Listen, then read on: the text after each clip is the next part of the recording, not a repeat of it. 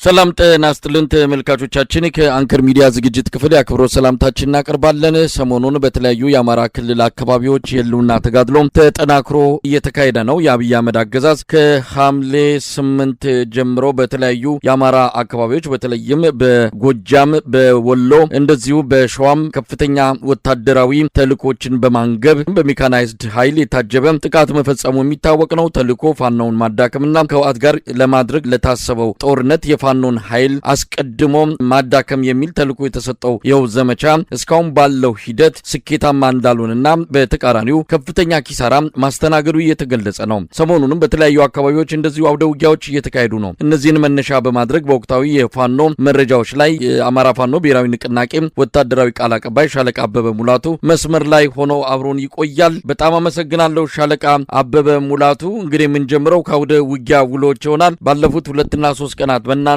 ቀጠናም ጨምሮ አፋብን በሚንቀሳቀስባቸው አካባቢዎች የተካሄዱ አውደ ውጊያዎች ካሉ መረጃውን እንድታካፍለን እድሉ ልስጥ።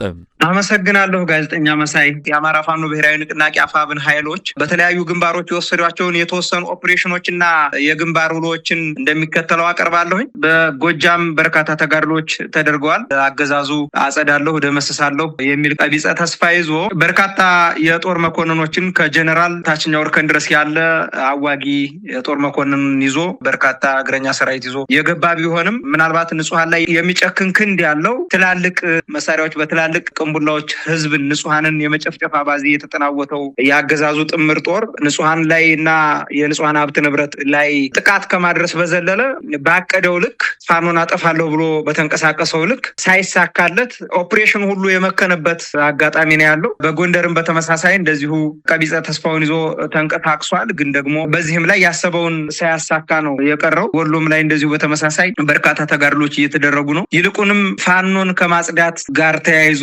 የሄደበት ርቀት አመርቂ ውጤት አላመጣለትም። ይልቁንም ከህዝብ እየተነጠለ ያለበት ሁኔታ ነው ያለው። በተለይ ደግሞ በሃይማኖት ተቋማቶች ላይ እያደረገ ያለው የከባድ መሳሪያ ጥቃት፣ የድሮን ጥቃት፣ በመሬት ላይ ያሰለፋቸው እግረኛ ሰራዊቶች የንጹሃኖች ጋር ያለው ጥቃት፣ ንጹሃኖችን የሚያጠቁበት መንገድ፣ ሴቶችን የሚደፍሩበት መንገድ፣ ሀብት ንብረት በማናለብኝነት የሚያወድሙትን ነገር ስናይ በጣም ከባድ ነውና ከዚህ ጋር ተያይዞ አገዛዙ ምን ያክል የሽንፈት ጣሪያ ላይ እንደደረሰና ለሽንፈቱም ትልቁ ማሳያ በንጹሃኖች ላይና ቀደም ሲል እንደዘረዘርኩት እነዛ ተግባሮች ላይ መሳተፉ ዋነኛ የሽንፈቱ መገለጫ ነው ብለን ነው የምናምነው። ከዛ ጋር ተያይዞ በወሎ ምድር ላይ በርካታ ያገዛዙ ሰራዊት ሰምጦ እየቀረ ያለበት ነባራዊ ሁኔታ እንዳለ ጠቆም አድርጌ ማለፍ ፈልጋለሁ።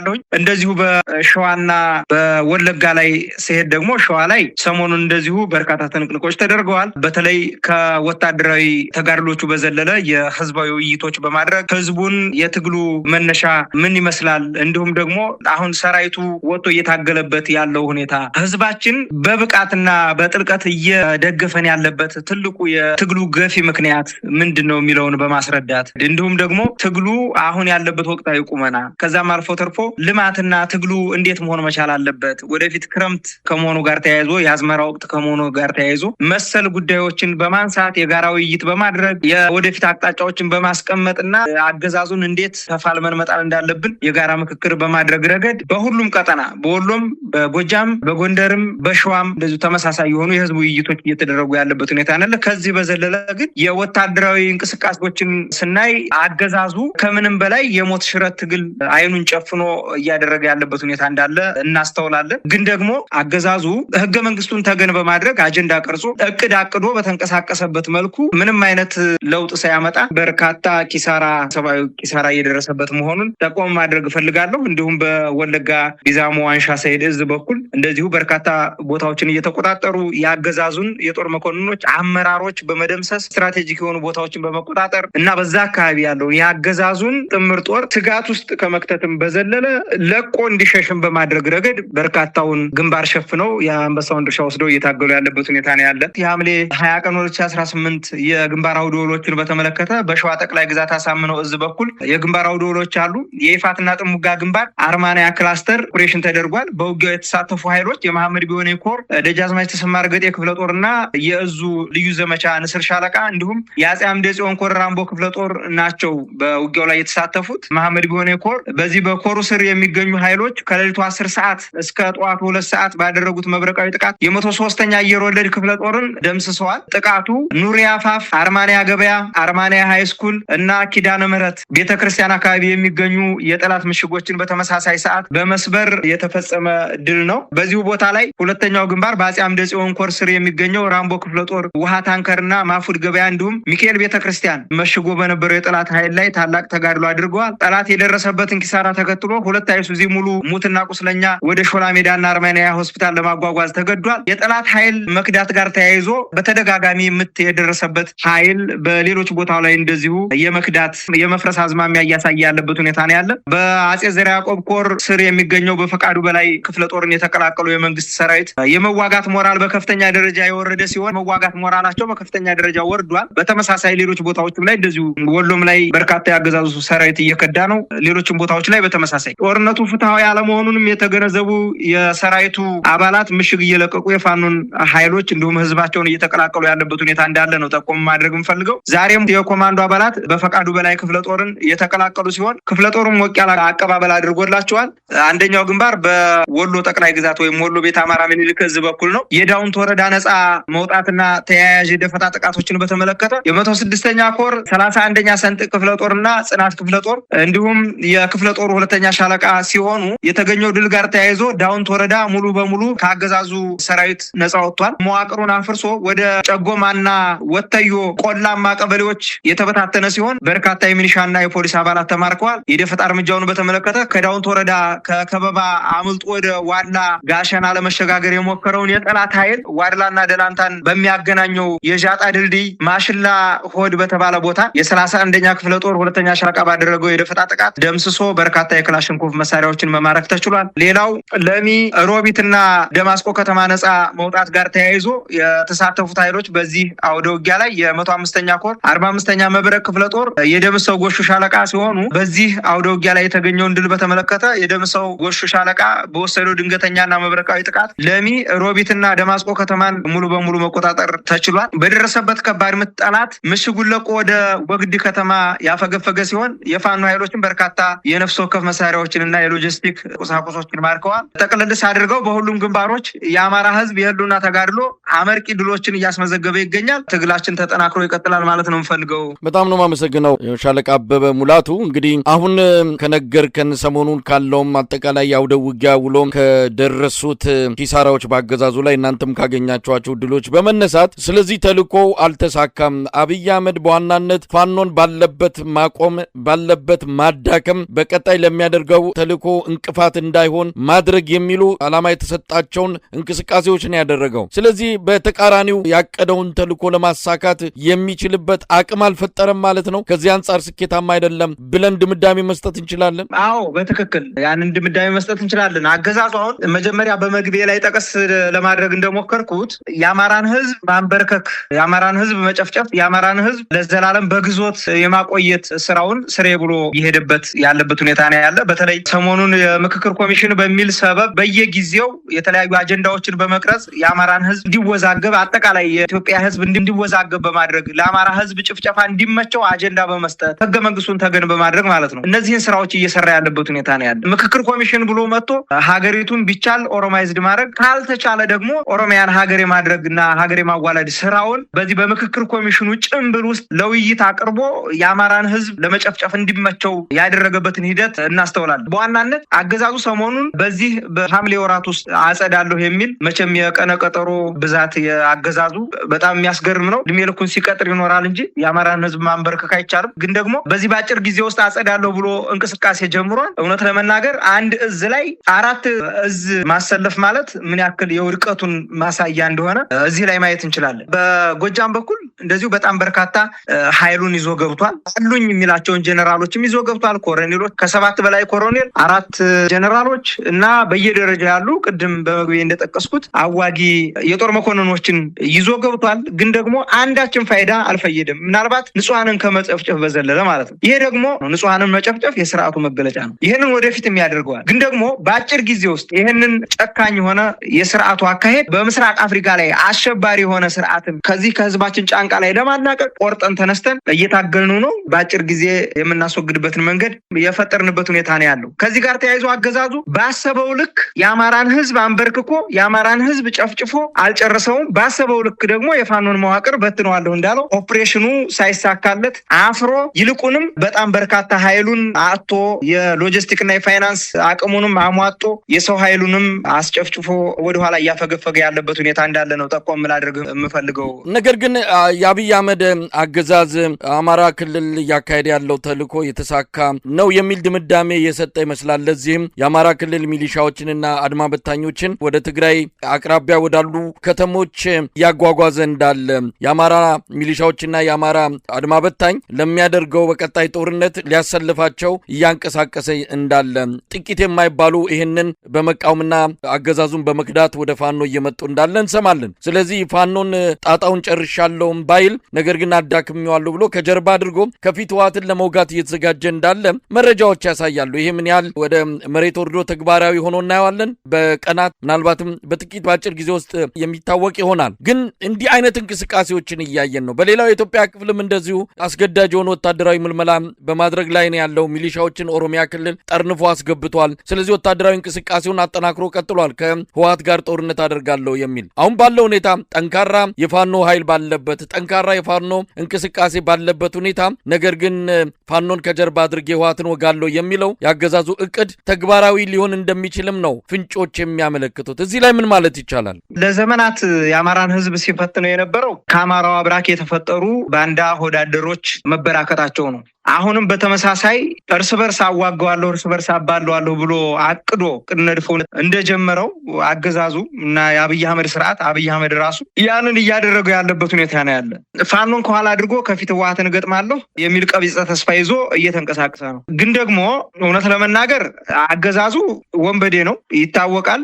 ሲሆነብድ የሚያወራውንም የሚያቅደውንም የሚያውቅ አይመስለኝም። ሚኒሻውን ነው ለመጠቀም በተለይ የአማራ ሚኒሻ የአማራ ፖሊስ አድማ ብተና የሚላ የዚህ ልዩ ኃይል ሲፈርስ መሳሪያ እየሸጡ መሳሪያ ንግድ ላይ የተሰማሩ የአድማ ብተና ስብስብ ሸቅል ላይ የተሰማራ የአድማ ብተና ስብስብ ተይዞ የአማራን ህዝብ መጨፍጨፍ ንጹሃን መጨፍጨፍ ሀብት ንብረት መዝረፍ ካልሆነ በስተቀር ምንም ለውጥ አያመጣም። ወይም እነዚህን ከኋላ አድርጎ ወደፊት ለመሄድና ፋኖን ከኋላ አድርጎ ወደፊት ያለውን ትግል ጨርሶ ተመልሶ ፋኖን ራሱን በራሱ ለማጥፋት እቅድ ይዞ እየተንቀሳቀሰ እንደሆነ ይታወቃል። ይሄ መቼም ሊሳካለት አይችልም። በዋናነት ግን በተለይ ከአማራው አብራክ ወጥተው የአማራን ህዝብ እየጨፈጨፉ ላሉ እየተላላኩ ላሉ የሚኒሻ አባላት እንዲሁም መሰል ጥምር ጦር የሚላቸው ከአማራው አብራክ የወጡ ወዳደሮች ለነሱ መልእክት ማስተላለፍ ፈልጋለሁ። ምናልባት መልእክት ምንድነው? ለጊዜው አገዛዝ መጠቀሚያ በመሆን በወገናቸው ላይ መሳሪያ አትደቅኑ የሚል ነው። የህዝብ ደህንነትና ሰላምን ለማስጠበቅ የታጠቃችሁ ሚኒሾች ዛሬ አገዛዙ የራሱን ስልጣን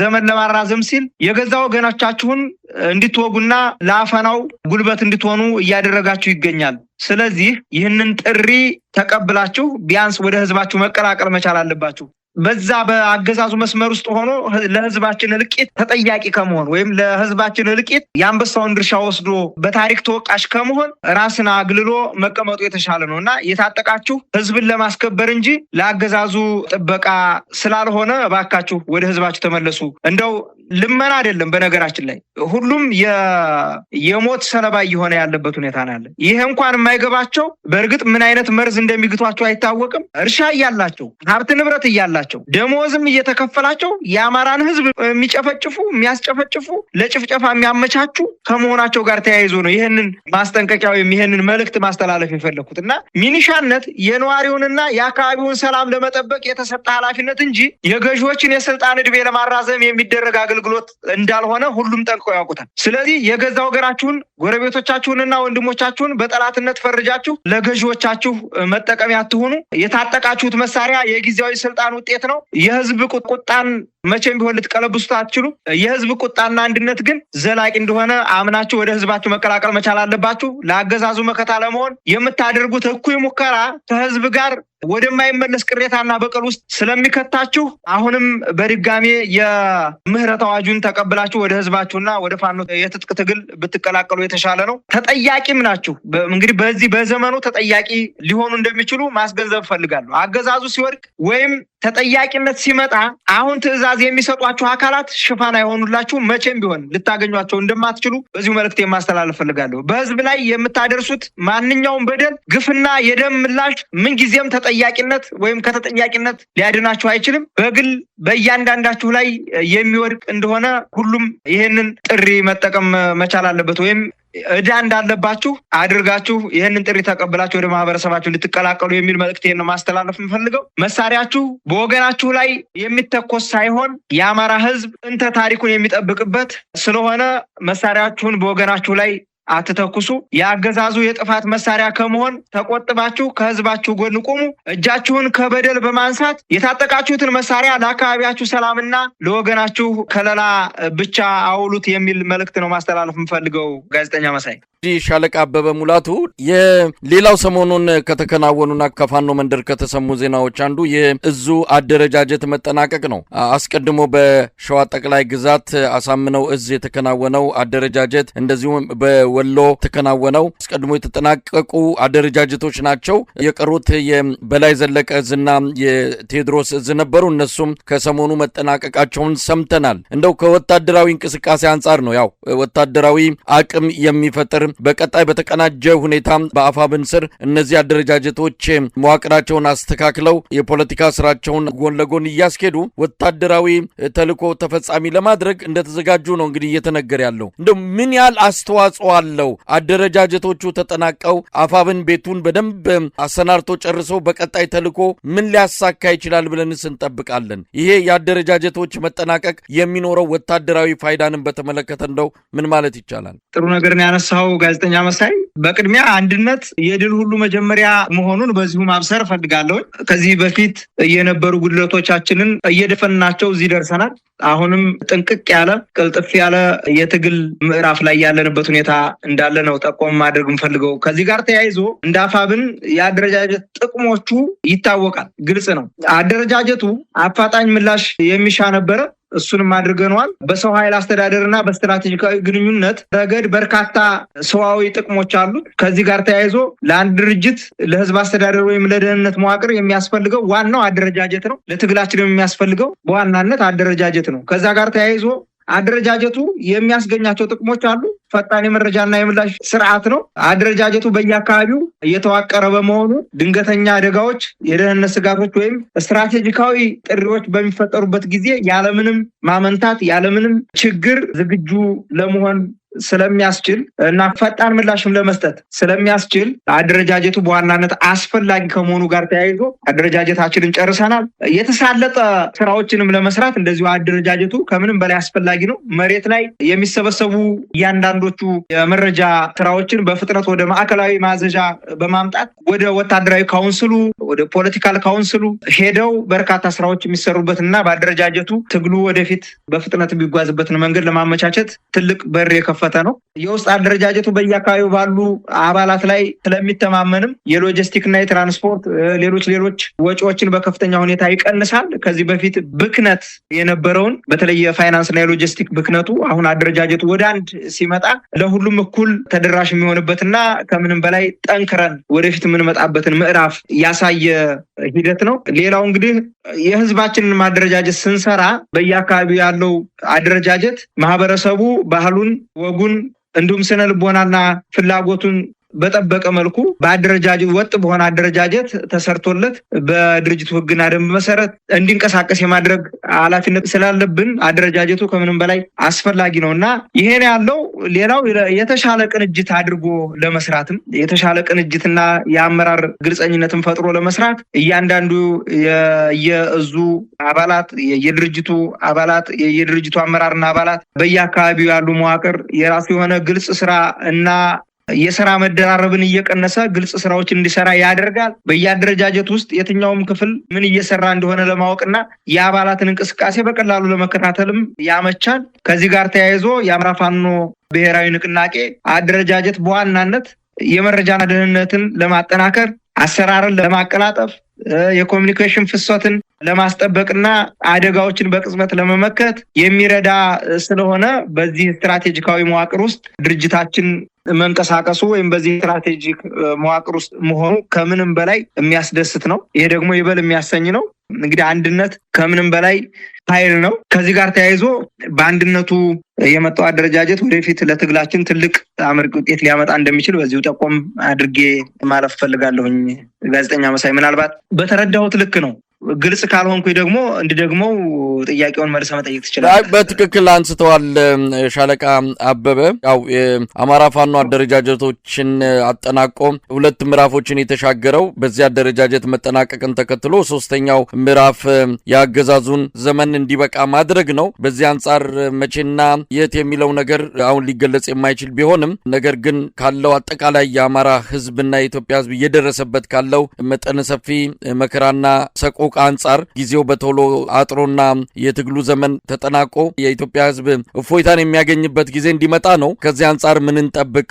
እንግዲህ አሁን ክረምቱም ገብቷል። አብይ አህመድ ክረምት ከእናንተ ጥቃት ሳይዘነዘርበት ወይም ደግሞ በእናንተ በኩል ፈተና ሳይገጥመው መሻገር ይፈልጋል። የአየር የበላይነት ይሰጠኛል ብሎ የሚያምነው የበጋ ጊዜ ነው የሚፈልገው። ክረምቱን በእጅጉ የሚሰጋውና የሚፈራው ወቅት ነው። ስለዚህ ባለ በሌላ ኃይሉ እናንተም በአንድ ቦታ እንዳትንቀሳቀሱ በማድረግ የክረምቱን ጊዜ መሻገር ይፈልጋል። ከዚህ አንጻር አደረጃጀቶቹ መጠናቀቃቸው በቶሎ ይህንንም ክረምት ተጠቅሞ አገዛዙን ማዳከም ብሎም ማስወገድ ይቻላል የሚለው ግምት አሁንም ጎላ ብሎ እየተሰማ ያለ ነው። በዚህ አንጻር ምን ማለት ይቻላል? እንግዲህ አገዛዙ ይችን ክረምት በመጠቀም ጭንቀቱን ለማርገብ ይመስላል እንግዲህ ከቤተ መንግስት ከየተኮለኮሉበት የሞቀ ቢሮአቸው እያስነሳ ወደ ጫካ ድርግም እያደረጋቸው ያለ ጀነራሎችንም ጭምር ይችን ክረምት ለማለፍ ነው። ይችን ክረምት ካለፍኩኝ ምናልባት የመትረፍ እድል ይኖረኛል የሚል እሳቤ ይዞ ነው እየተንቀሳቀሰ ያለ።